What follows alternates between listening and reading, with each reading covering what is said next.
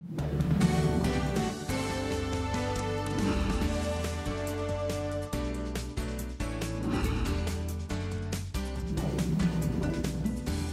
you, Michelle. First of all, I want to thank all of you for being here. I want to thank also the Council of the Americas and the Colombian American Chamber and the sponsors, and a special say for my friend Felipe Calderon. Someday we can not today, but we can tell the world how, for example, we work together in many issues. But one of the things that we did that I'm most proud of is the Pacific Alliance, how we created it, how we launched it, and how today it's the most successful integration process in the history of Latin America. And you were very much responsible for that, Felipe. Thank you for being our friend.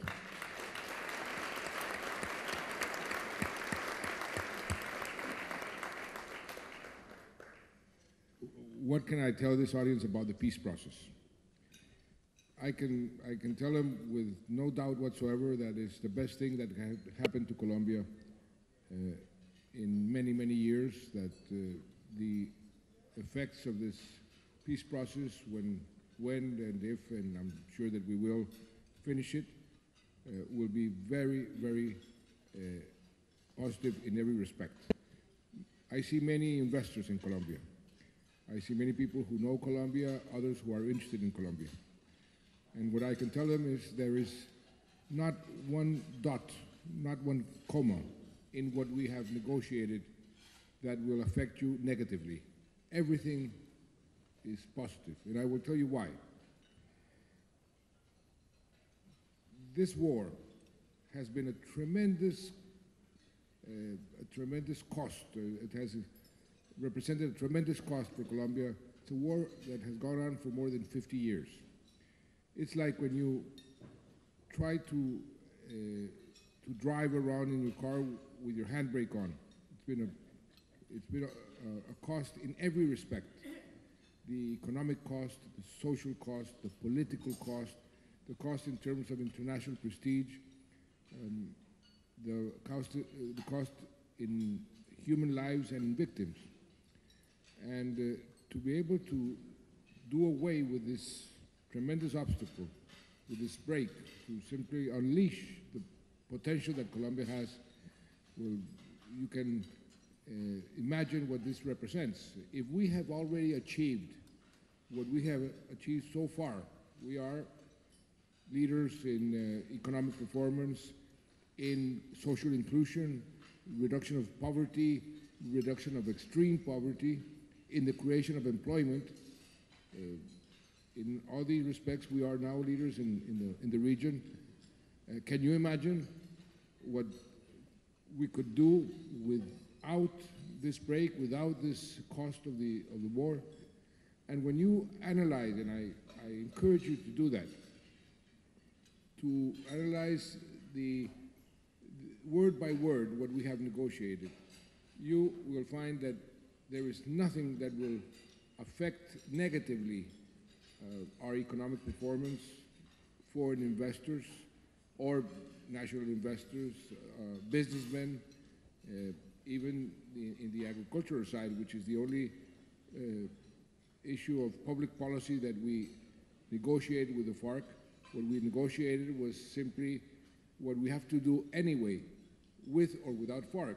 More public goods, more roads, more schools, more hospitals, more access of the peasants to land without expropriating anybody.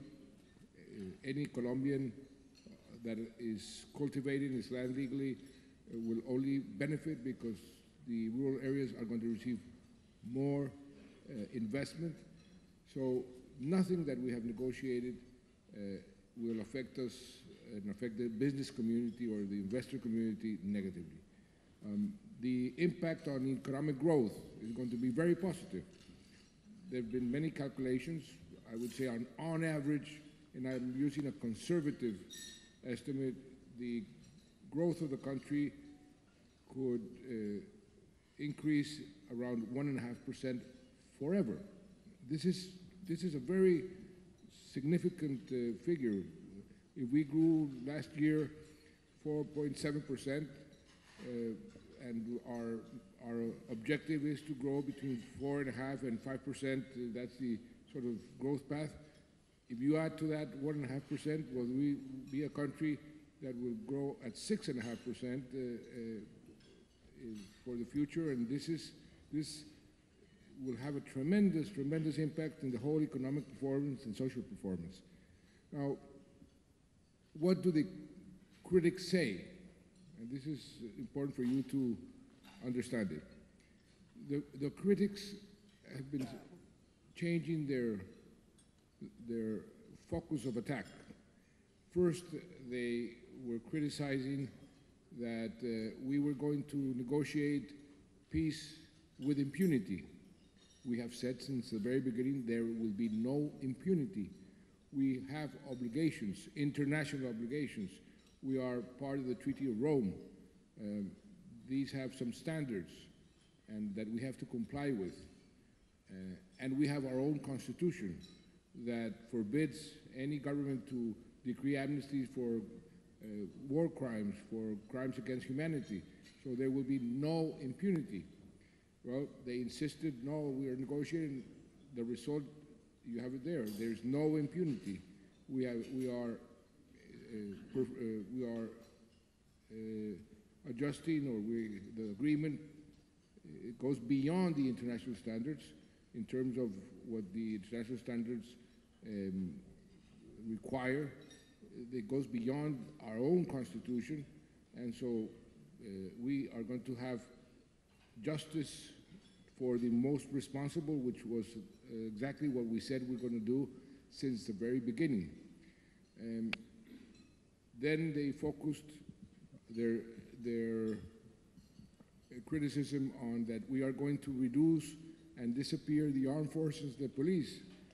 We have said this is nonsense. This is not even a point of discussion. We have not discussed, and we will not discuss the future of our armed forces and our police with the FARC, and has never been a subject of discussion and will never be. We are going to modernize our armed forces, because when we have peace, well, we don't need special counter-guerrilla elite units. We will need a normal army for a normal country. And that's why we pledged a couple of days ago that when we reach peace, we can afford to send our soldiers for peacekeeping missions in the rest of the world. And we made a pledge in the meeting 2 days ago here in the United Nations. Then they focused their criticism and their opposition that we were giving away the country to communism and to what they call the Castro-Chavismo model. And I said, where is this nonsense written?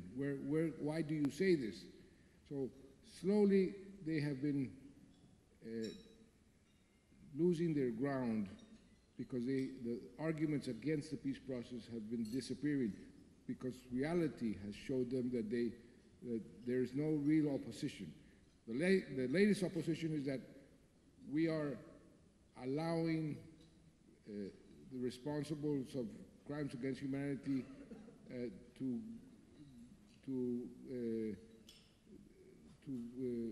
be free of a real punishment, and that we are focusing in trying to get some people in jail, when specific political opponents in jail, which is, again, nonsense. This is nothing to do with what we negotiated.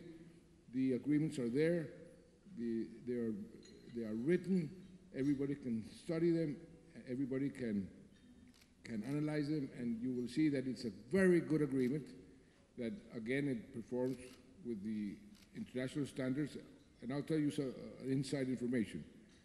I had in my delegation the negotiation for the justice item, which is which was the most difficult one in any peace process.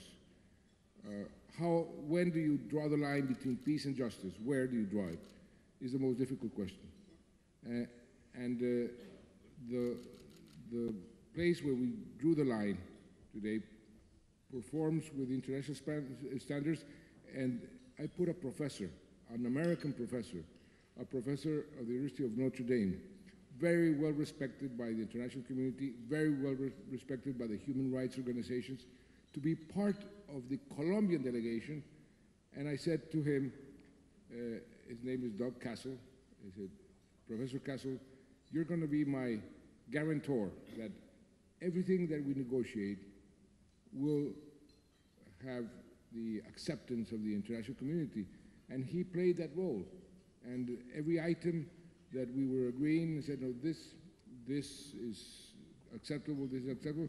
So you can, my message to you is, you can rest assured that this is the best deal that Colombia can do in its history, that is going to be very positive, that Colombia is going to take off, and that if we have had a good performance so far, we will have an even better performance when peace is reached.